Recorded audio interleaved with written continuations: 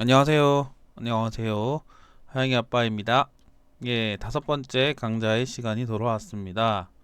예, 처음부터 보신 분들은 의식의 흐름에 따라서 어떤 블록체인이랑 암호화폐가 어떤 용어들을 가지고 이해를 해야 되는지 조금씩 알아오셨을 텐데요. 예, 아마 하나하나 갈수록 조금씩은 어려워질 겁니다. 뭐 그건 당연하겠죠. 뭐 학교 교육과정도 마찬가지지만 하나를 알고 둘을 알고 셋을 알면 점점 어려워지기 마련입니다. 나중에는 저도 심지어 잘 이해가 안 가는 부분까지도 있으니까 뭐 이게 어쩔 수 없습니다.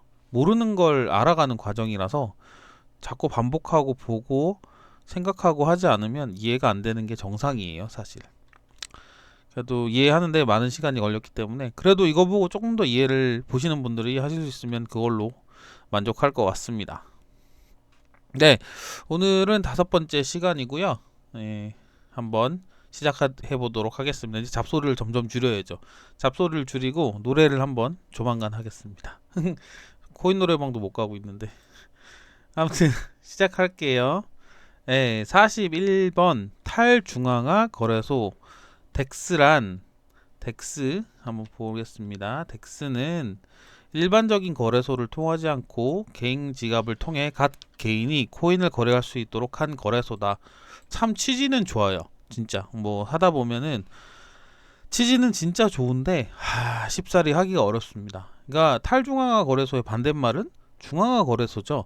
그러니까 우리가 가지고 있는 코인들을 그러니까 어제 설명드린 개인 지갑을 통해서 개인끼리 거래할 수 있는 플랫폼을 만들어주는 게 탈중앙화 거래소라고 Decentralized Exchange 이렇게 하는데 우리가 흔히 쓰는 거래소 뭐 업비트, 바이넌스, 빗썸 같은 경우는 거래소에서 우리가 가지고 있는 지갑을 대행을 해주잖아요. 그건 중앙화 거래소죠. 우리 코인이 중앙화 거래소에 맡겨진 상태로 거래를 하는 거니까. 사실 여러 가지 실험적인 탈중앙화 거래소들이 많이 탄생을 했는데요. 왜냐하면 코인 자체가 탈중앙화다 보니까 거래소도 탈중앙화해야 하지 않겠냐라고 했는데 현재 시점에서 놓고 봤을 때 그리 성공적이지는 못한 것 같습니다. 유명한 바이낸스 거래소도 그렇고 덱스를 많이 냈어요. 뭐 업비트 같은 경우도 뭐 자회사인지 뭐 투자회사인지 올비트란 탈중앙 거래소도 냈는데 거의 뭐 유명무실해졌죠. 왜냐하면 사용자가 사용하기가 어려워요, 사실. 그 부분이 가장 큰 문제입니다. 그러니까 개인이 프라이빗 키를 넣고 거래를 생성을 해야 되는데 프라이빗 키를 제대로 아는 사람도 많지 않은 게 큰 문제니까 이 컨셉은 진짜 좋은데 책임도 근데 다 개인이 져야 돼요 결국. 예를 들어서 코인이 해킹을 당한다는 건 없고 있지만 코인이 뭐 다른 방법 뭐 피싱이나 뭐 이런 걸 통해 해킹이 당한다고 했을 때 중앙화 거래소 같은 경우는 이 부분까지 책임을 지기 때문에 뭐 바이낸스 같은 거 사프도 있고 자기들이 돈을 물려줘요 해킹을 당하면. 근데 탈중앙화 거래소 같은 경우는 해킹의 책임이 전적으로 본인한테 있습니다. 그러니까 어떻게 보면 더 위험한 거죠. 개인이 할 수 있다는 취지는 좋은데 실질적으로 많은 사람들이 사용하지도 않고 그래서 뭐 유명무실하다고 보는 게 맞습니다. 뭐 아시는 분들은 아시겠지만 제가 예시를 몇 개 찾아왔는데 볼게요. 거의 아실 거예요. 코인 좀 하신 분들은 아이덱스라고 이더리움 탈중앙화 거래소입니다. 코인 워낙 많아요. 그러니까 여기다 그냥 상장피도 없이 상장시킬 수 있는데 개인 간 거래를 해야 되니까 뭐 지갑 접속이나 뭐 지갑 접속을 통해서 개인이 프라이빗 키를 넣고 접속을 하고 이거 쓰는 데는 문제는 없어요. 문제는 없는데 어 아무도 책임을 져주지 않는다는 거죠. 잘못하거나 뭐 해킹을 당했을 때 뭐 해킹이 당한 적은 없긴 하지만 아이덱스 같은 경우는 있나? 네. 여기에 대해서 뭐 잘못 입력하거나 아니면 컴퓨터 자체 해킹으로 해서 내 코인 해킹 당하거나 할 때 아무런 이 부분은 중앙으로 해도 마찬가지구나. 아무런 그 보상을 받을 길이 없어요. 거래소 자체에서 해킹이 일어난다 하더라도. 사실 그래서 거래가 많이 일어나고 있지는 않습니다. 사실 코인 종류는 많아서 거래가 가능은 한데 많지는 않다. 이걸 써보시면 아마 그래요. 이것도 만들어질 때마다 트랜잭션이 일어나는 거니까. 그래서 사실 올비트 같은 경우도 나왔을 때도 되게 기대를 많이 했는데 실제로 뭐 망했다고 보는 게 맞겠죠. 그렇고 그래서 바이낸스 같은 경우도 뭐 확장을 문어발식으로 워낙 많이 하니까 바이낸스에서도 바이낸스 덱스를 만들었어요. 근데 잘 안 씁니다. 진짜 잘 안 써요. 저도 이거 궁금해서 여러 번 찾아보고 보긴 했지 실제로 거래량이 없어요. 진짜 많지가 않아요. 거래량으로 한번 볼까요? 얼마나 되나?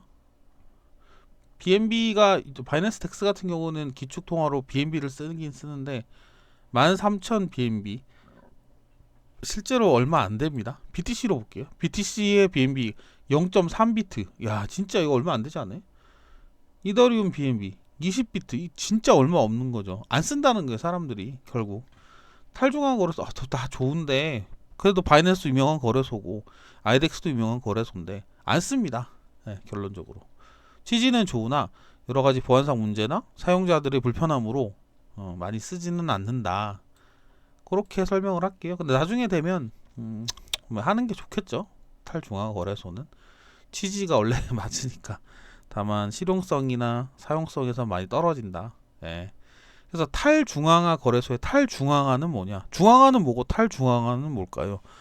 중앙화는 우리 쉽게 생각하면 은행입니다. 비트코인 탄생을 논하면서 항상 얘기하는 게 탈중앙화인데, 예, 탈중앙화는 중앙화되어 있지 않다. 그냥 그거죠.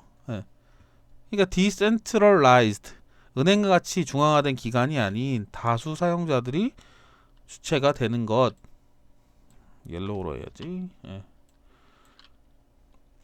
비트코인과 암호화폐는 탈중앙화를 기본 원리로 채택한다. 이거의 범위가 어디까지 모르겠으나 탈중앙화를 표방하고 있습니다. 실질적으로 조금 더 깊게 들어간다면 채굴의 탈중앙화가 일어났다고 보긴 좀 어렵긴 하지만 심지어 포스나 디포스 코인 같은 경우도 자본의 탈중앙화가 일어나진 않고 중앙화에 가깝다고 보기도 합니다. 여러 가지 결과치로 놓고 봤을 때 탄생은 탈중앙화로 만들어졌는데 실제로 탈중앙화가 그렇게 되어 있는 거는 그나마 비트코인이라고 생각하는 사람들이 많죠. 네. 그래서 여기 보면 그림으로 한번 볼게요. 네. 탈중앙화랑 중앙화, 이건 중앙화 거래소고 탈중앙화 거래소는 뭐 이런 게 있다 이런 건데 중앙화의 개념은 중앙에서 컨트롤을 한다. 중앙에서 컨트롤하는 거고 탈중앙화는 우리 블록체인 개념 설명할 때도 서로 간에 연결이 돼 있잖아요. 이렇게 뭐 이런 식으로 구불구불. 그러니까 여러 사람들이 중앙화돼 있지 않고 탈중앙화돼 있다. 그걸 탈중앙화라고 한다. 이렇게 이해하시면 됩니다. 어렵지 않죠? 쉬워요. 쉽게 설명하고 노력했으니까. 상장과 상장 폐지. 뭐 주식시장 용어는 제가 잘 모릅니다만 코인러들한테 상장과 상장 폐지는 뭐 호재, 악재로 받아들이기도 하죠. 근데 상장이 뭐고 상장 폐지가 뭔지, 상장 같은 경우는 기준에 따라 거래소에 추가되는 것, 뭐 오늘 아침 뉴스구나. 오늘 아침 뉴스에 뭐 상장피를 몇 억을 뒤로 받아서 거래소가 유지한다. 이거만 잘못된 거 아니냐. 이런 뉴스 기사도 봤는데 그걸 컨트롤할 수는 없죠. 아직 법이 안 돼 있으니까. 기사에는 그랬어요. 기사에는 주식 거래소 같은 경우는 거래 금액에 따라 뭐 100만 원, 200만 원, 300만 원, 500만 원인데 암호화폐 거래소 같은 경우는 뭐 뒷돈을 받아 챙겨서 뭐 3억에서 5억 많게는 10억까지 불리고 있다. 뭐 이런 식의 기사였거든요. 사실 돈만 주면 상장시켜 준다는 거는 어느 정도 다 알고 있는 사실이니까 씁쓸하기도 하지만 그렇다고 잘못됐다고 하기도 좀 그러네. 왜냐하면 법이 안 돼 있는 건 맞으니까. 법이 무법이라고 하긴 그렇지만 아직 법이 정비가 안 됐죠. 이 코인 자체에 대해서. 그래서 상장과 상장 폐지는 빗썸, 뭐 업비트 뭐 많습니다. 보면 이렇게 써요. 보면 거래 지원 종료, 이게 상장 폐지죠. 거래 지원 종료. 상장도 물론 있죠. 여기 상장. 빗썸감 뭐 알파체인, 메타디움, 프로톤, 알파체인, 네스트리, 메스트, 뭐 상장 이벤트 등등등등등 상장 많습니다. 업비트 상장도 있고 빗썸 상장도 있고 상장은 많죠. 상장과 상장 폐지. 상장되면 좋다. 상장 폐지되면 나쁘다. 그 정도 기본으로. 근데 이 상장 폐지도 이게 어떻게 되는지 요건이 있어요. 제가 다는 안 찾았고 바이낸스, 쿠코인, 비트렉스, 업비트 상장 폐지 요건, 자기네들이 이제 기준을 제시하는 거죠. 이런 코인들을 우리가 상장 폐지 할 거다. 그런 기준들 제시하는데 얼마나 그 프로젝트들이 기준에 맞는지 안 맞는지는 우리가 판단은 못하고 그러니까 거래소들 그냥 자체로 판단을 하는 거죠. 주식시장이 아니고 아까 좀 전에 말한 대로 법이 정해져 놓은 게 아니니까 조금 불만족스럽더라도 어떻게 보면 자기 마음대로 한다. 뭐 근데 그냥 요건만 만들어놨다 이렇게도 볼 수 있고 사실 프로젝트 팀의 충실도 이걸 어떻게 평가를 할 수 있을까요? 뭐 자기네 기준이 있겠죠. 뭐 정보 제공 실패 아무튼 뭐 제대로 안 굴러간다고 자기들이 판단을 하면 자르겠다. 옛날에 많이 봤던 게 이거였거든요. 비트렉스 상장 폐지 요건 이런 거 많이 봤어요. 뭐 거래 볼륨이 7일 0.5 BTC보다 적은 마켓. 업비트도 뭐 비슷하게 적용을 했었는데 업비트도 상장 폐지 요건이 이렇게 나와 있습니다. 대신 이게 수치화가 얼마나 되는지는 알 수 없어요. 사실 그냥 이렇구나 정도. 그런 조건들은 걔네들 기준에 다 만들어져 있습니다.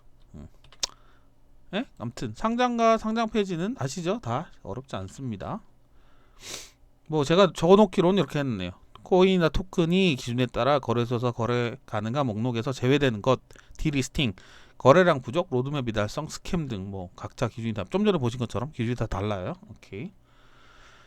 퍼드와 포모 이거 엄청나게 많이 나오는데 아시는 분은 알고 모르시는 분은 모르는데 코린이를 위한 용어 사전이니까 당연히 알아봐야 됩니다. 물론 고급 용어에도 들어가 있습니다. 퍼드 엄청 많이 듣죠.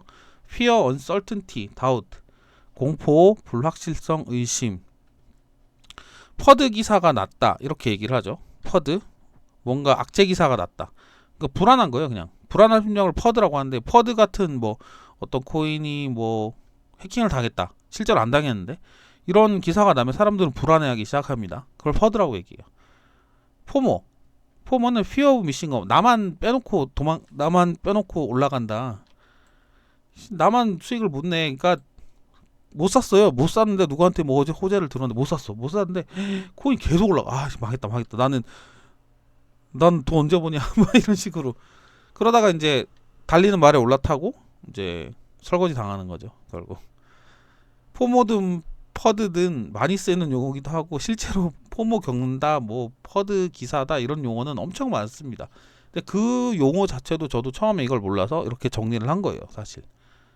지금은 편하게 쓰고 있지만 이 당시는 몰라서 외웠던 용어입니다.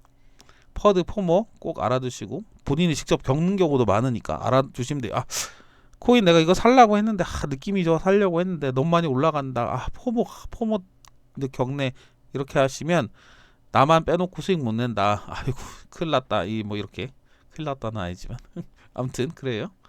네, 뎁입니다. 뎁은 이것도 좋은 자료가 있었는데 나중에 고급일 때 한번 좀 찾아볼게요. 이게 뭐 인터넷 시대와 비교한 그 그림이 하나 있었는데 저도 자료가 갖고 있는 게 좀 있어서. 네, 뎁은 Decentralized 앱이에요. Decentralized는 탈중앙하고 앱은 애플리케이션의 약자가 앱이죠. 탈중앙화 앱, D앱. 클레이튼 같은 경우는 B앱이라고 합니다. 블록체인 애플리케이션. 이건 추후에 한번 다룰 거지만 좀 말 다르게 씁니다. 그쪽은 자기가 새로운 용어를 만들어 쓰는데 참 그래요. 아무튼 탈중앙화 앱을 지칭하는 말로 플랫폼 코인에서 작동하는 응용 프로그램이다. 간단하게 얘기하면 그거예요. 우리가 플랫폼 코인을 우리가 쓰는 용어로 바꿔볼게요. 안드로이드나 윈도우 그 위에 우리는 안드로이드 위에서 아니면 iOS 위에서 카카오톡을 돌리고 인터넷을 돌리고 게임을 돌리죠. 그건 응용 프로그램이에요. 그 플랫폼 위에서 돌아가는 어떤 프로그램 같은 경우는 iOS는 돌아가고 안드로이드에서 안 돌아가는 것도 있고 그 반대도 있죠. 예. 그러니까 그 응용 프로그램 그 코인 위에서 돌아가는 이더리움 위에서 돌아가는 뎁들 이더리움을 활용해서 자기네 뭐 목적을 달성할 수 있는 코인을 뎁이라고 합니다. 그래서 우리가 흔히 쓰는 용어로 킬러 뎁이 많이 나와야 된다, 킬러 뎁이 있어야 된다 이렇게 얘기하는 킬러 뎁은 그 뎁 하나만 가지고 사람들이 블록체인인 걸 무시할 정도로도 이게 너무너무 좋아서 사람들이 쫓아오게 만들 수 있는 D앱을 킬러 뎁이라고 명명하기도 합니다. 보통은 기존의 용어를 많이 갖다 쓰는데요. 킬러 앱이라고 해요. 보통 킬러 앱. 그래서 뭐 페이스북 같은 경우 킬러 앱이라고 볼 수 있죠. 카카오톡도 사실 킬러 앱이죠. 카카오톡 쓰려고 사람들이 옛날 핸드폰에서 새 핸드폰으로 많이 바꿨으니까 그러니까 뭔가 혁신이 일어날 정도의 큰 프로그램을 앱이라고 하니까 원래는 킬러 애플리케이션, 킬러 앱에서 킬러 뎁으로 넘어갔는데 킬러 뎁은 아직 나오지 않은 상황이에요, 사실. 크립토키티가 킬러 뎁 어쩌고저쩌고 얘기했지만 실제로도 그 정도까지도 가지도 않았고 아직 킬러 앱이라고 얘기할 만한 건 없다고 보는 게 맞습니다.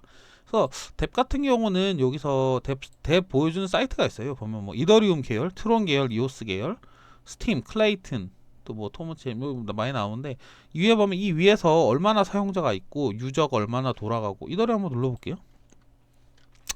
자, 이더리움은 요즘 컴파운드가 많이 뜨고 있죠. 컴파운드 아시는 분은 아시지만 컴파운드 사용자 그리고 트랜잭션 개수 뭐 거래 볼륨 카이버 메이커다오 뭐 아이덱스 저는 설명 가능하지만 코리니 분들을 모르시는 분들도 있으니까 아무튼 이런 뎁들 이더리움 위에서 돌아가는 이런 뎁들을 확인할 수 있는 사이트가 뎁닷컴이 있고 뭐 뎁토탈닷컴도 있고 몇 개가 있어요.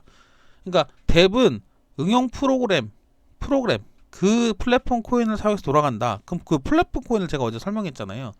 플랫폼 코인 종류가 꼭 항상 다 나와 있는 건 아닌데 뎁이 있는 것들 좀 나와 있죠. 이더리움, 트론, 이오스, 네오, 스팀, 클레이튼, 뭐 토모, 아이오에스트, 테라, 뭐야 이거 모르겠다. 하이브, 뭐 이렇게 있는데 이것들이 플랫폼 코인을 지향을 하니까 이 위에서 돌아가는 뎁들을 따로 체크를 하는 거죠. 얼만큼 이 위에서 돌아가는지. 예, 그걸 뎁입니다. 뎁, Decentralized App, D앱 뭐 이렇게 표현하고 아까 얘기한 대로 클레이튼 같은 경우는 B앱이라고 표현합니다. 그래서 여기 정의를 보면 플랫폼에서 돌아가는 애플리케이션이다. D앱 오케이. 46번 GitHub입니다. GitHub 아시는 분 아실라나 모르겠지만 GitHub도 제가 뭐 처음에 설명드렸다시피 제가 모르는 용어들은 제 위주로 제가 코리일 때부터 공부해온 용어들이라서 뭐 중간중간 희한하게 태어날 수도 있는데 아무튼 GitHub 요것도 뉴스에 많이 나오는 용어예요. 사실 뭐 하는 거냐면은 이더리움이나 뭐 비트코인이나 뭐 그 오픈소스를 지향하는 탈중앙화를 지향하는 코인들은 소스 코드 개발 사이트인 GitHub에 보통 코드를 다 공개합니다. 그래서 클레이튼 같은 경우도 GitHub에 있는 이더리움 코드를 싹 긁어다가 자기 걸로 좀 바꿨죠. 그러고 탄생한 게 클레이튼이고 GitHub는 오픈소스 암호화폐들의 프로그램 소스 코드와 공개하는 배포하는 사이트입니다. 요 마지막에 마이크로소프트에서 인수 협상 중인데 이 당시는 그랬고 지금은 인수했습니다. 마이크로소프트가 GitHub를 샀어요. 얼마인지는 제 기억을 못하겠지만 네, 샀어요. 그러니까 아카이브죠. 간단히 얘기하면 그러니까 소스 코드를 계속 올리고 수정하고 여러 사람들이 볼 수 있고 뭐 그렇게 하는 사이트입니다. 여기 한번 GitHub도 제가 찾아놨으니까 한번 볼게요. 어떻게 생겼냐? 이렇게 생겼습니다. GitHub 여기 GitHub 있죠?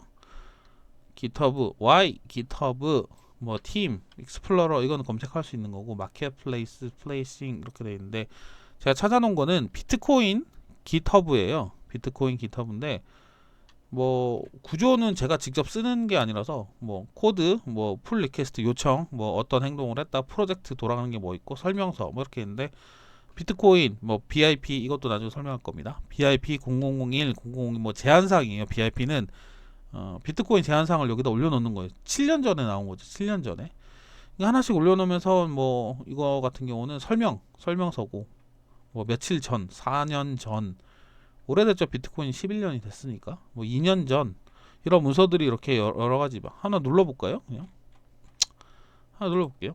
눌러봐도 되니까. 그럼 이거 뭐 별거 없구나. 짜잔. 뭐 눌러볼까요? BIP 픽스 포매팅 3개월 전 이거 해볼까?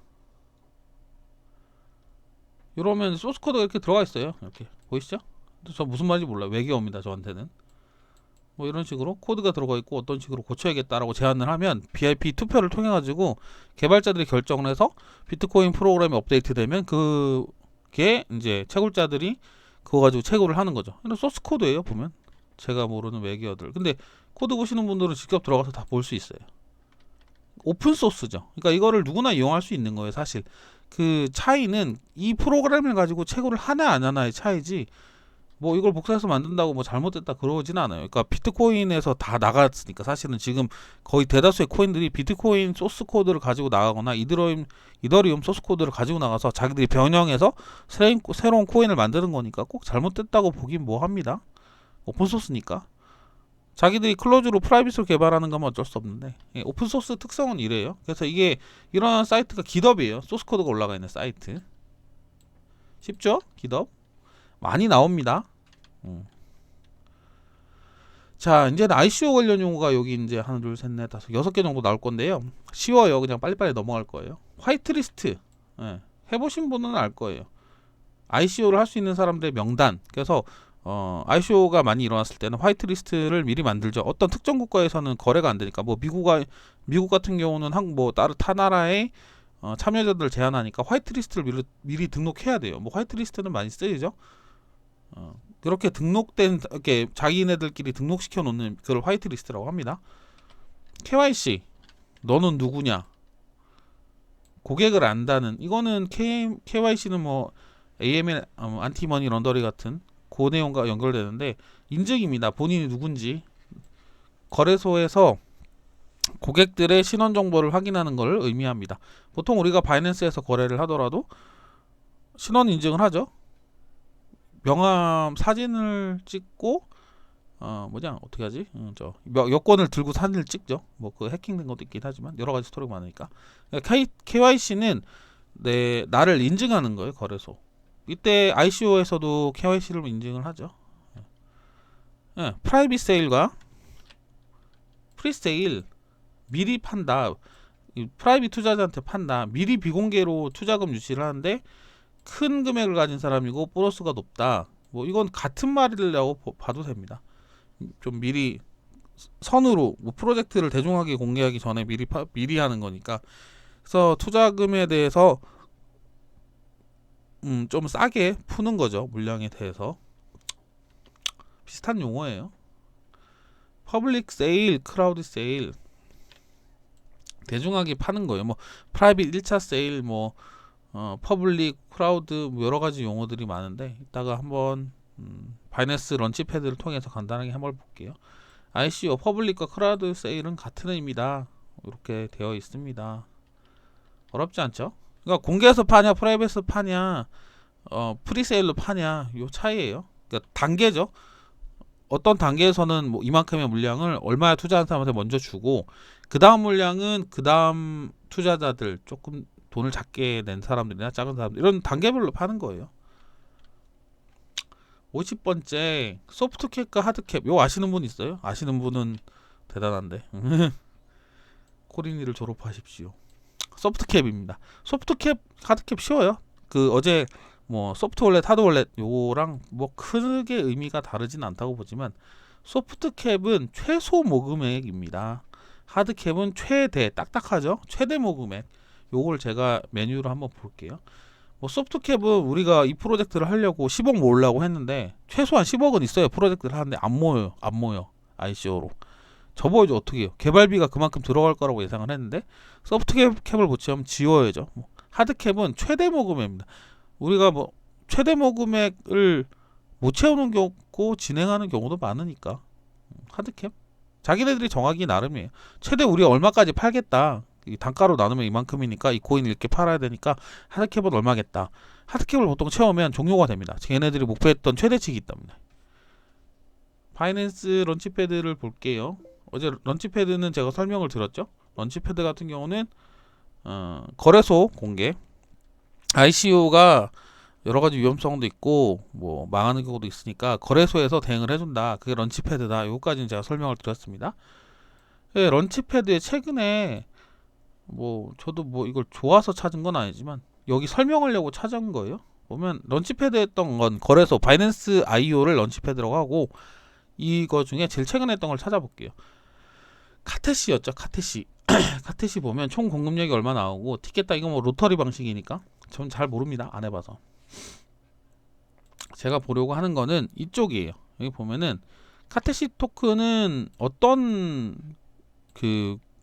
제가 설명했던 용어들이 들어가 있는지 그걸 볼 건데, 하드캡 보면은 150만 달러죠. 그러니까 이거 차면 끝이에요. 그죠? 그러니까 얘는 이만큼만 팔려고 했으니까 이만큼이 찍히면 끝이에요. 얘네는 하드캡, 소프트캡은 없는 거겠죠 아마도. 물론 있는 경우도 있지만 최소 금액을 안 정해놓고 하드캡 다 팔린다고 자신인가요? 아무튼 하드캡까지만 채우겠다는 거고, 여기 보면 퍼블릭 있죠? 퍼블릭. 그리고 보면 프라이빗 있어요. 프라이빗. 그러니까 용어가 뭐 다 쓰이는 건 아니고 쓰일 수도 있고 안 쓰일 수도 있으니까. 클리프 같은 경우는 나중에 설명할 거지만 이건 락업 기간을 클리프라고 얘기합니다. 뭐 3개월 클리프면 3개월 동안 못 파는 거죠. 예, 아무튼 이렇게 돼 있어요. 토큰 판매나 뭐 백서 같은 거 보면은 토큰 이코노미에 보면은 걔네들이 얼마를 모집하고 얼마를 팔 거고 누구한테 얼마를 뭐 엔젤한테는 얼마 팔았고 대중한테 얼마 팔았고 프라이빗은 얼마 팔았고 이런 게 있어요. 어떻게 분배하고. 그러니까 그렇게 생각하시면 됩니다. 하나의 단편적인 예를 들어서 이해를 돕고자 하는 거라서. 네, 오늘 50번까지 이렇게 했고 제가 거꾸로 가면서 한번 복기를 해볼게요. 왜냐면 자꾸 들어야 잊어버리지 않아요. 모르는 거를 한 번 듣고 넘기면 당연히 잊어버립니다. 천재가 아닌 다음에. 후딱 지나가겠습니다. 복기. 소프트캡은 뭐죠? 최소 모금액. 하드캡은 최대 모금액. 좀 전에 바이낸스 런치패드를 보시면 하드캡은 나왔습니다. 퍼블릭 세일, 대중한테 판다. 크라우드 세일, 대중한테 판다. 비슷한 용어예요. 프리세일, 미리 판다. 프라이빗 세일, 그리고 뭐 엔젤 뭐 이런 것도 있고, 프라이빗 세일도 뭐 1단계, 2단계도 있고, 프라이빗을 여러 번 거치고 퍼블릭도 있고, 하는 것마다 다 다르니까 좀 투자금이 많고 보너스를 많이 준다, 요 차이가 있고. 자, 화이트리스트, 예, ICO에 참여할 수 있는 명단이다. 이건 많이 쓰이는 거. 다른 데서도 많이 쓰이죠. KYC는 본인 인증, 고객 인증, 거래소에서 거의 합니다. 깃허브, 깃헙, 오픈소스 프로그램들을 공개하는 사이트. 마이크로소프트에서 샀습니다. 깃허브 직접 들어가 보시면 비트코인 코드도 어떻게 되는지 확인할 수 있어요. D앱, 디센트럴라이즈드 앱, 탈중앙화 앱. 원래 중앙화된 앱, 일반적인 애플리케이션인데 블록체인 쪽의 용어로 탈중앙화 앱이라고 합니다. D앱은 D앱 사이트에서도 여러가지 확인할 수 있고요.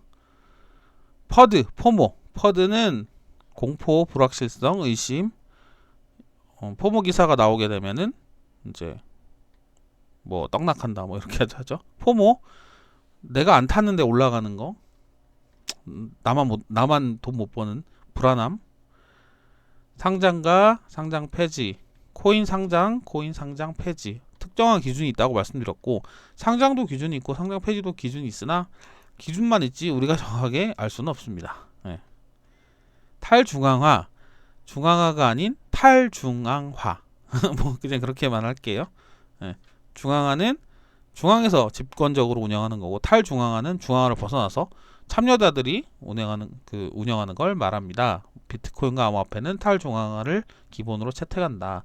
탈중앙화 거래소는 대표적인 건 아이덱스가 있었고 여러 가지 있지만 뭐 바이낸스 덱스도 있고, 하지만 실제로 사용하기도 어렵고 사용자들의 불편함도 있고 위험성도 있어서 지금 현재 상태로 놓고 볼 때는 거의 사용하진 사람이 별로 없다. 거래량도 거의 없고 그렇습니다.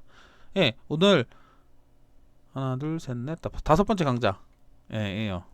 예, 저도 말도 하기도 좀 편하게 하고 뭐 실수하면 어때라는 생각으로도 합니다. 가능한 다양한 예시를 통해서 좀 쉽게 이해하실 수 있도록 내용을 전달 드리니까 도움이 좀 되셨으면 좋겠습니다. 언제든 궁금한 거 질문 주시면 성심성의껏 답변해 드리겠습니다. 예, 오늘도 강의 들어주신 분들 정말 감사드립니다. 하잉아빠였습니다.